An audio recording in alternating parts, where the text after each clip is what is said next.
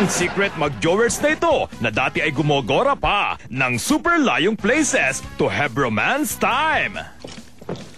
Not romance, work only. Yes, work only. Pero nag-reverse na sila. Reverse! Hindi na sila gora to faraway place to make tago? No na! Ay amin na sila? No rin! Hindi na lang sila gora ng far places. Near na lang, pero super deny pa rin. Not romance, work only. Yes, work only. The whole secret jowers? Wanna clue dahil very obvious na, no? Hide na lang natin si Gel sa namesong na Barbie Morales. Iyon na!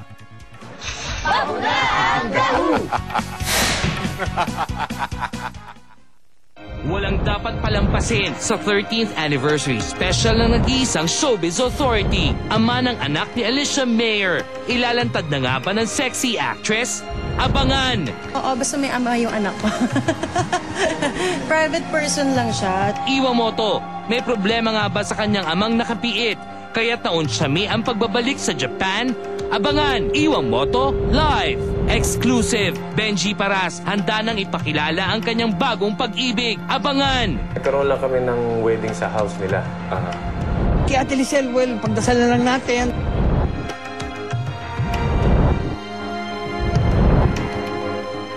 Itilanghal na child wonder, musmos pa lamang ay tiningala bilang superstar si Nino Mulak.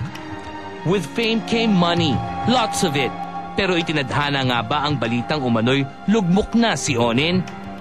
Cited at Nap Alip's Untold Stories book launch at the Mowal Fund yesterday, may masayang ibinalita si Nino. Right now, I'm busy sa pag-concentrate sa pag-direct, no, sa stage plays and indie films. So hindi pala totoong nawala sa sirkulasyon dahil he was hooked on drugs. Hindi. It's not true. Well, alam ko nagkaroon ako ng mga ng kaso, no, pero like right now it's in the court, no. So yun nga, hindi pa naman tapos yung kaso. So hayaan na natin sa korte. Nakikitang pakalat-kalat din daw si Nino sa parting Cubao. Yeah. Isa lang daw ang totoo. Her elder cousin Lizelle Martinez is waging a battle against breast cancer. Ate Lisel, well, pagdasal na lang natin. Si Ate Lisel, like, you know, alam mo naman, ang cancer of the breast is 98% curable basta ma-detect ng maaga, no? So, I think there's a big chance naman na, ano, apakabait ni Ate Lisel, hindi naman siguro para kunin pa siya ng Diyos. Sobrang dami pa niyang pwede i-share sa atin. At mabuti naman si Ate Lisel, malakas ang loob. At saka si Albert, yun. Tsaka yung mga anak niya. At alam mo naman si Tita, medyo madaling magpanik. Basta makita mong malakas siya, makita mong masaya siya, okay na. Di ba? And, you know, like what I said, it's, I believe that it's really curable and hopefully, in God's time, diba, gumaling.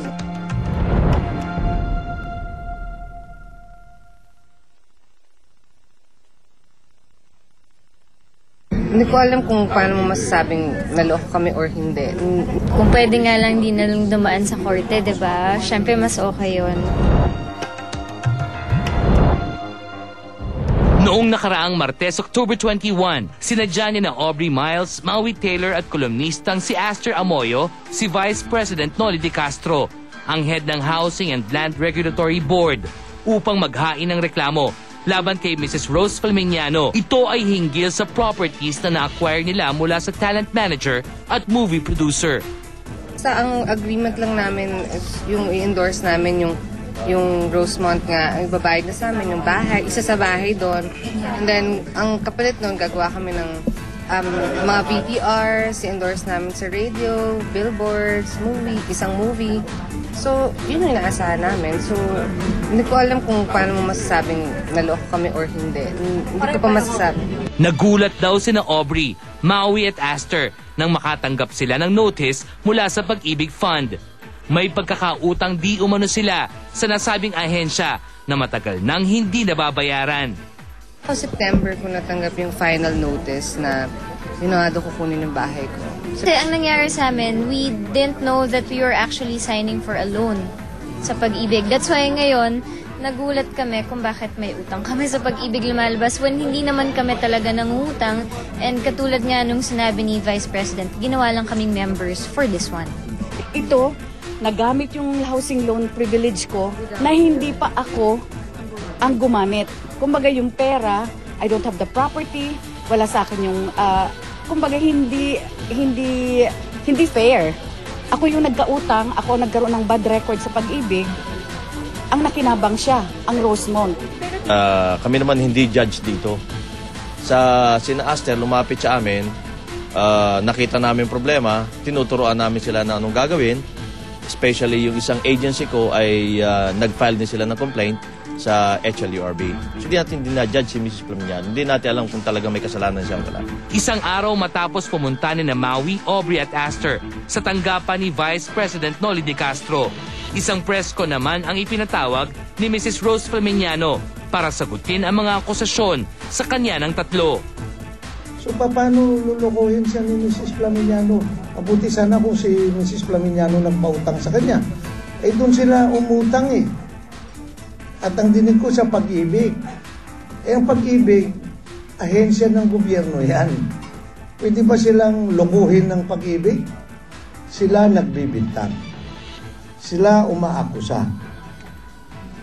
Sa ilalim ng ating batas, sila ang may tungkuling patunayan o ilabas ang katibayan ng kanilang pag-aakusa. Hintayin namin yun. Kung mayroon silang katibayan, sasagutin natin. Samantala ngayon, wala pa naman eh. Hindi pwede yung daldal lang nila doon sa television sa opisina ni Vice President Noli de Castro. Unang-una, bakit doon sila pumunta pa? Eh nakapaghabla na pala sila sa Housing and Land Use Regulatory Board. Matapos makapag-file ng complaint sa House and Land Regulatory Board, may balak nga ba sina Aubrey, Maui at Aster na dalhin ito sa korte? Kung pwede nga lang di na lang dumaan sa korte, di ba? Siyempre mas okay yun. Pero wala eh. Sana maayos lang. Sana lang. Kasi siyempre kami din naman yung affected. Saka ma-clear lang yung names namin. And yun lang, sana maayos. Talamak nga ba sa showbiz ang mga manlolokot manlilinlang?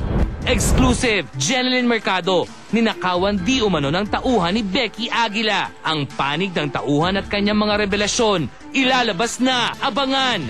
Sabi ni Tita Becky, walang makakaalam eh. Kami lang dalawa eh. Abangan, Francis Magalona, ilalahad ang kanyang pinagdadaanan. Live na live!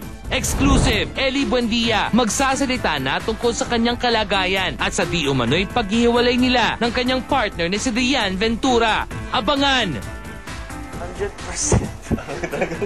100%. According to my doctor, yes, I'm ready to go again. He's a very handsome guy. He could get anyone he wants. Kung saan siya masaya, masaya rin ako. Sa mundo ng showbiz na walang permanente at pabago-bago, hindi biro ang tumagal ng 13 taon. We are the longest-running showbiz talk show in the history of Philippine TV.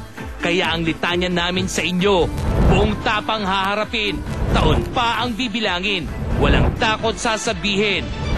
Lucky 13, Star Talk.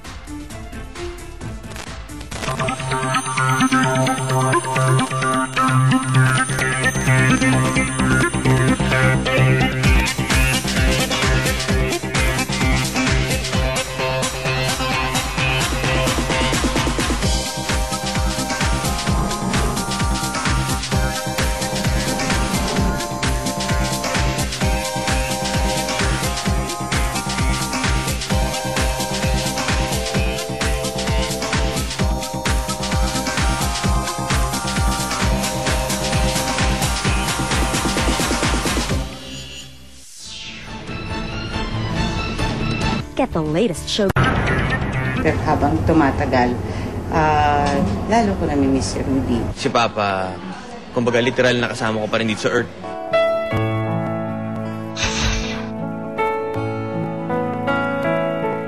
Balot man ang dalamhati, bunga ng pagyao ng kanilang mahal sa buhay.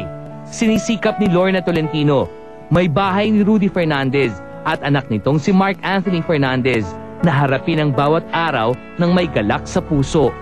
Minsan malungkot pero na-overcome ko naman. Kasi syempre habang tumatagal, lalo ko namin